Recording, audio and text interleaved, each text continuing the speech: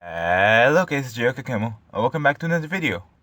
Like I mentioned in the previous part, I'll be revealing the Easter eggs I hid from the Junior Year tribute video in this video.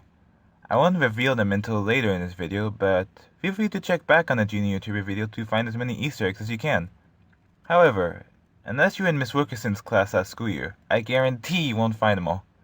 And just like the Junior Year tribute video and the previous part, I'm going to split this video into sections. So the previous part has been the how of my channel Reboot informational series, and this video will be the why and the what is to come. So before there were two reasons why I rebooted my channel, but recently there was a third reason, which is kappa, which I'll call Copa, but I'll explain the first two reasons. The first reason is that I want my channel to be more centered around my animation videos. I've had quite a history of animation, which is technically stop motion, and I've made a lot of them in my early years of YouTube. But the first attempt of what I call animation was November 25th, 2016, when I uploaded my first intro and outro. Those two videos have been privated, but a few of the videos that have remained public still have them. Over a year later, I introduced the idea of having facial expressions with the new Super Grand Animal bomb design in the corner of my videos in my 28th public announcement video. They would show my actual facial expression during my vlogs, which was a good idea at the time, since it made my videos back then more interesting. That concept began being used in the I'm Back Part 2 of 2 video, but in the same video, I showed a new type of animation in the Christmas intro, and I showed the technique for that later in that video. For over a year, that opening was the only video using what I call flashlight animation. That is, until I uploaded the New Year New Content video this year. And at the beginning of that video, there was a clip that used flashlight animation. Then in March, I uploaded the Karakama YouTuber update video, which included yet another new type of animation. This time on a tablet, just like the well-known YouTube animators, which is actually the inspiration for drawing on my tablet. However, the tablet animation was merely experimental, and I just wanted to see how comfortable I was at drawing on my tablet. I'm not good at digital drawing, and this was one of the times that proved it. I decided to continue flashlight animation, and in May, I started creating new designs of Super Grand Animal Bomb, which this time included more human-like characteristics, and I showed that in the previous part. Now I have an updated design with my new hairstyle. It's kind of a long story of why I changed it, but I like this new hairstyle.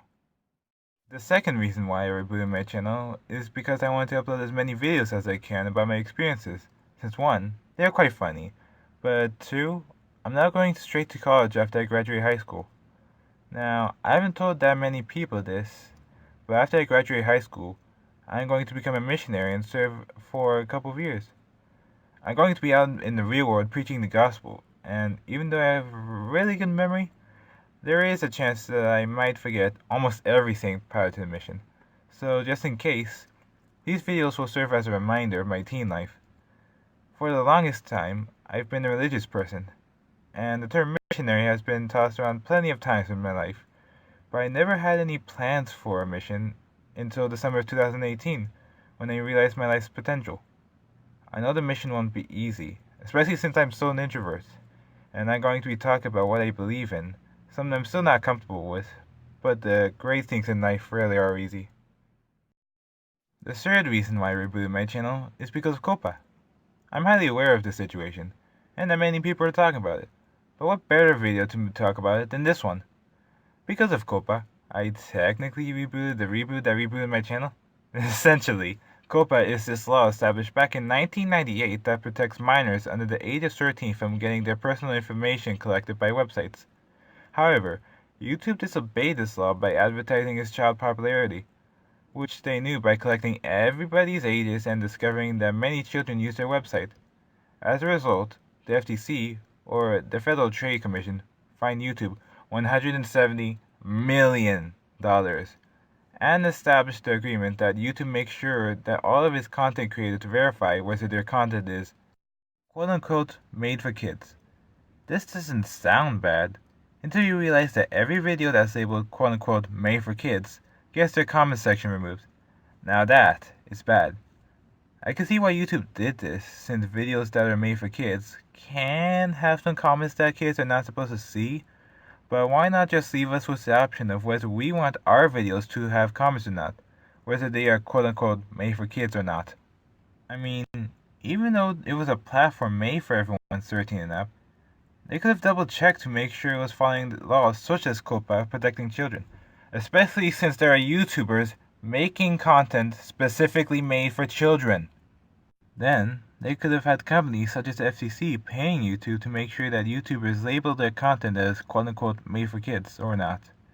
YouTube could have really benefited from this, and this whole COPPA ordeal would have been a thing of the past that would have transformed into a content verification system that would still be used to this day. Sure, it's the same thing as now, but I'm saying it would have been on less, if not unharsh, conditions. Anyways, why COPPA affects my channel now is because all my videos falls into the quote-unquote made for kids section. So, as a result, my videos won't have comments in the future. This is because of the presence of toys, Adam, the language I use, my animated characters, my pet cat Linda, and the type of music I use. In addition, I privated most of my videos. A couple weeks ago, I had 117 public videos, but as of this video, there are only 47 public videos. That's almost 2/3 of my content! I did this because of two reasons. One, I've been wanting to private them because of how cringy and unimportant they are to my current videos, and two, now with this FTC versus YouTube lawsuit, I'm labeling whether they were made for kids or not in the video description, but I don't have to label my private videos since they're not viewable by the public. This is good, because I've updated my public videos descriptions 3 times already so that they are properly labeled. Just imagine doing that to all 121 videos on the channel. Yeah, privating them was a smart move. What's also smart is my new labeling system, which is one of the 3. Kid-friendly, everyone 10 and up, and not kid-friendly, which is essentially G, PG, and PG-13. Out of my 47 public videos, 6 of them are labeled everyone 10 and up, and none of them are labeled not kid-friendly. How I came up with the labeling system was purely based on my content. Now, I have a tendency of having videos that are quote-unquote made for kids, because I want to be family friendly.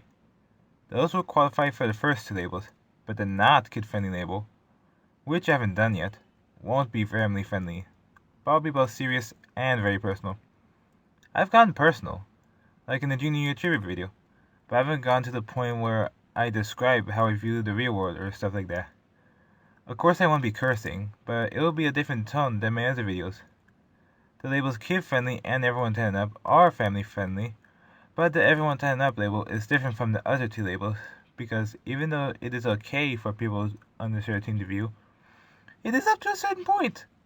Since even if it includes Linda, toys, and or animated characters, some visual content or the things that I talk about make the video have the recommendation of everyone 10 up. After explaining how and why I rebooted my channel, what's going to be in it for you guys? Well, quite a lot actually. But before I get into my upcoming content, I need to explain a little bit about my comments. Since all my videos up to this point are quote-unquote made for kids, there won't be any way to comment on my channel in the future. However, I have a couple solutions for you. If you want to comment about any of the stop motion videos the car camera YouTubers have to offer, I updated the website to version 2.6 last week, and in that update, I added a section specifically for those comments. However, if you want to comment about any of my other videos, you can simply go to my Twitter account and ask me there. Like I mentioned in the previous part, my Twitter account has been more active. Now I check it daily instead of once a month. Or a year. Anyways, I'm going to reveal a few lists I wrote about my future videos. One list is my video schedule for December and January. In December, there's a mystery video that I plan to upload soon. My religion and the first episode of LEGO Chase McCain the series, which has no planned upload date. Jingle Bells Batman Smells, my 50 subscriber special in LEGO, which will be uploaded on Christmas Day, and the unprivating of the Nicaragua recipe video will be on New Year's Eve. In January, there is the This Is My Year video, which will be uploaded on New Year's Day, and Traumatic Events, My Mind, and another mystery video, which have no planned upload date. Also, my mine will be the first video that will be labeled not kid-friendly. The only thing I have planned for February is that I will be unprivating both episodes of the LEGO Duplo building series on the 15th of February. Those were privated on accident when I started privating most of my videos. As for the LEGO Batman series, which I renamed LEGO Batman Brick City Defender back in June, it will be continuing next year, but I'm not sure how. In fact, the first LEGO Chase McCain episode will be how I find out. However, I established a backstory for LEGO Batman Brick City Defender on the website in the version 2.5 update, so feel free to check on it if you're interested. As for gaming, I will do Clash of Clans and Boo Beach. I don't know when or how often, but I won't do Clash Royale.